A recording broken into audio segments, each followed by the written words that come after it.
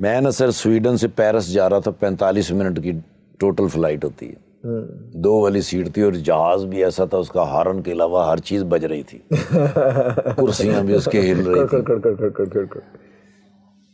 میرے ساتھ ایک بندہ بیٹھا ہوا تھا، اس نے مجھے پوچھا آر یو مسلم؟ میں کہا الحمدللہ، کہنا آئی ایم کرسچن۔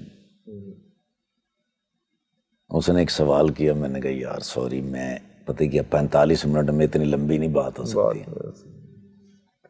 مجھے کہنے لگا اچھا، میں نے کہا ایک سوال آپ کر لو، ایک میں کر لیتا ہوں۔ مجھے کہنے لگا your turn is first. Okay. میں نے کہا حضرت مریم علیہ السلام، حضرت مریم پاک بی بی، تیرا اور میرا اس کے ساتھ کیا رشتہ ہے؟ کہنے لگا ہم دونوں اس کے بیٹے ہیں، وہ ہماری ماں ہے۔ میں نے کہا ہم دونوں بھائی ہوئے؟ کہنے لگا یس۔ اور میں نے کہا جو میری اور تیری پاک ماں مریم کے اوپر الزام لگاتا ہے وہ دوست ہے، اور جو تیری اور میری پاک ماں کی پاکیزگی کی قسمیں کھاتا ہے، گواہی دیتا ہے، وہ دشمن ہے۔ دونوں خاموش ہو گئے۔ میں کہا اٹس یور ٹرن ناؤ۔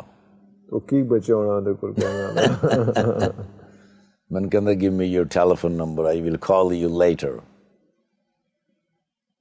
3 دن کے بعد میں پاکستان آیا، مجھے اس نے کال کی، اس نے کہا you reach in Pakistan۔ میں کہا الحمدللہ۔ 11 دن کے بعد میں مکہ مکرمہ میں کھڑا، بیت اللہ کے سامنے تو مجھے اس کی کال آ گئی،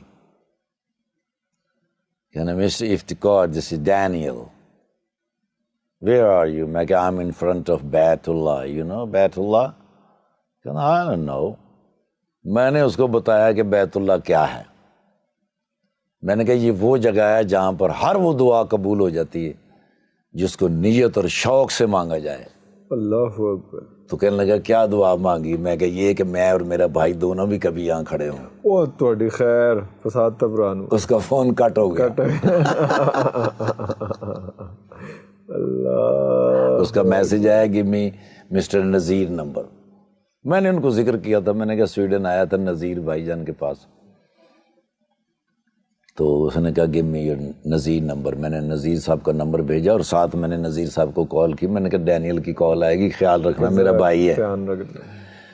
ایک دن مکہ مکرمہ میں رہا، اگلے دن پرائیویٹ ٹیکسی سے جناب میں جا رہا ہوں، تو مجھے ڈرائیور نے کہا کہ حدود حرم مدینہ منورہ کی حدود میں داخل ہونے لگے ہیں، حضور سے اجازت بھی لے لیجئے اور درود شریف پیش کر دیجیے۔ بڑا مشکل کام ہے، بڑا مشکل کام ہے۔ وہاں حضور سے اجازت لی، مانگی، درود شریف پڑھا۔ حدود کے اندر میں انٹر ہوا ہوں تو سر میرے موبائل کے اوپر بلنک ہوا، mister Iftikhar Thakur, I was Daniel, now I am Muhammad Umar, اللہ اکبر، اینڈ یو آر ان بیت اللہ، پلیز پرے فار می۔ میں نے فوراً نذیر بھائی کو کال کی، میں نے نذیر بھائی، اس نے کہا ساری رات میرے پاس رہا ہے۔ میں نے کہا میرے مالک محمد رسول اللہ صلی اللہ علیہ وآلہ وسلم کے صدقے اتنے تحفے مجھے دیے زندگی میں، اس سے بڑا تحفہ کیا ہو سکتا کہ ابھی تو میں حدود میں داخل ہوا تو تحفے آنے شروع ہوئے ہیں۔ مدینہ سے پرسکون جگہ کوئی نہیں ہے دنیا میں۔ 3-4 مہینے کے بعد جب میں وہاں گیا سویڈن، میں نے جا کے محمد عمر سے ملاقات کی، انہوں نے کہا گھر سے مجھے نکال دیا۔ کوئی نہیں خیر، میں نے ابھی یہ چھوٹا سا سٹور ڈالا ہے، اسی سٹور کے اوپر رہتا ہوں، اسی پہ رہتا ہوں، وہیں پہ کام شام۔ یس۔ 1 سال کے بعد وہ پاکستان آیا میرے پاس، تو ہماری ایک سٹار ہیں تھیں یہاں کی، بہت اچھی سٹار، سنگر بھی تھیں اور اداکارہ بھی بہت کمال تھی۔ میں نے ان سے ایک دفعہ پوچھا، میں نے کہا شادی کیوں نہیں کرتی؟ انہوں نے کہا میری ماں ہے، ماں کا خیال کون رکھے گا؟ میں کہا ماں جب دنیا سے چلی جائے گی، جانا تو ہے ہی، تمہارا خیال کون رکھے گا؟ ان سے میری ملاقات ہوئی تو انہوں نے کہا امی بہت بیمار ہیں۔ میں نے کہا امی تو بیمار ہیں ہی ہیں، میں نے جو بات کی تھی اس کے بارے میں کیا سوچا؟ انہوں نے کہا دیکھیں بڑا مشکل ہوتا ہے کسی شوبز کی لڑکی کا کسی کے ساتھ نکاح کر لینا اور اس کے بعد تانے سہنا ساری زندگی. میں نے کہا پھر بتاؤ کیا کرنا ہے, ہونا تو یہ چاہیے.